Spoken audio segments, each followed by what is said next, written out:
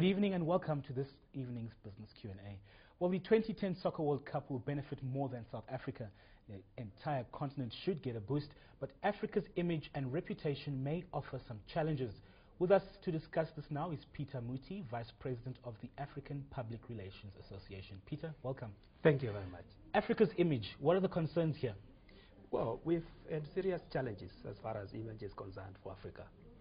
Indeed, any time you see an African outside Africa, the first question that comes to your mind there is that he's either a refugee or somebody who is infected with HIV.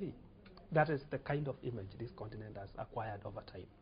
And I think it is the high time now, given the advantage of the World Cup, that we leverage on this event, utilize all the PR skills that we have in the continent, and provide the correct image of the continent.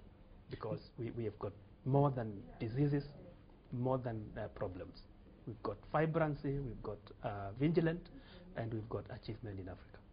Look, you're representing the Public Relations Association of Africa. What are some of the things, key things you're doing to improve or enhance this image? Well, African Public Relations Association, a continental association for PR professionals, has been, over the last couple of years, deliberating on various ways to sort out the image problem.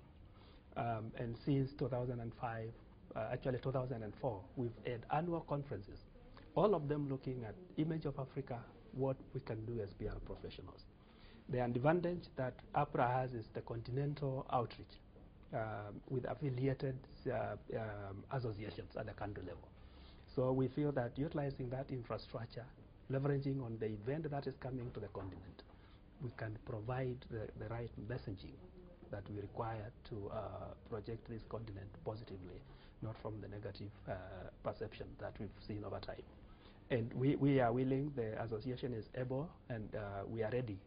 Indeed, we are participating in this conference here in South Africa, and that is the message we are bringing to the continent. The World Cup is ideally, not ideally, but really taking place in South Africa.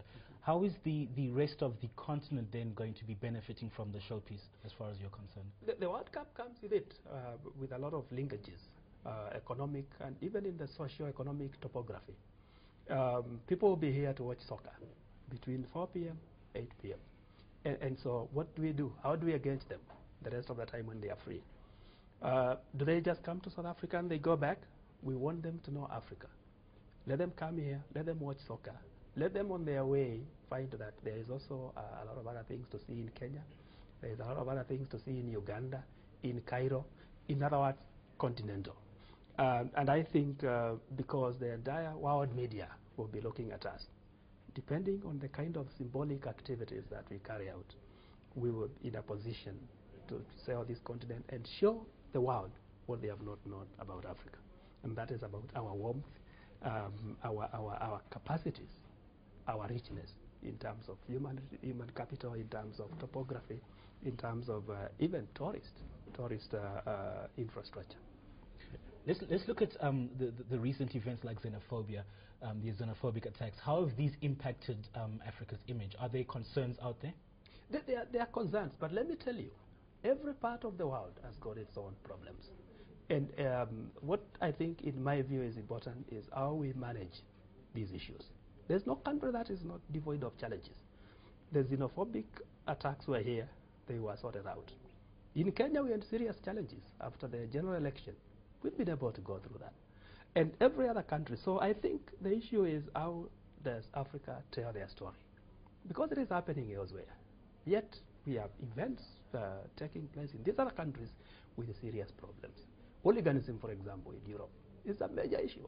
But the World Cup has been held there many times. So in my view, xenophobic attacks will not have so much direct bearing on soccer than hooliganism. The question is, how does Africa tell their story? We discourage these kind of things. Of course, when they occur, we manage them. But then how do we tell the story? Lastly, how do you think Africa should be marketed? Giving the right attributes about the continent, showing what we have, because that we have not. We've been weak in telling our story, much as we are known in storytelling. And therefore, Africa should be marketed as far as its capacities are concerned. and we do have a lot of it. We do have resources, we do have good weather, very good weather, all year round. We have infrastructure. This country can host anything, even the Olympics we can, and we are capable. Those are the messages we want to send out. That is what APRA is advocating for. Peter, thank you for joining us in studio today. That was Peter Mutie, Vice President of the African Public Relations Association.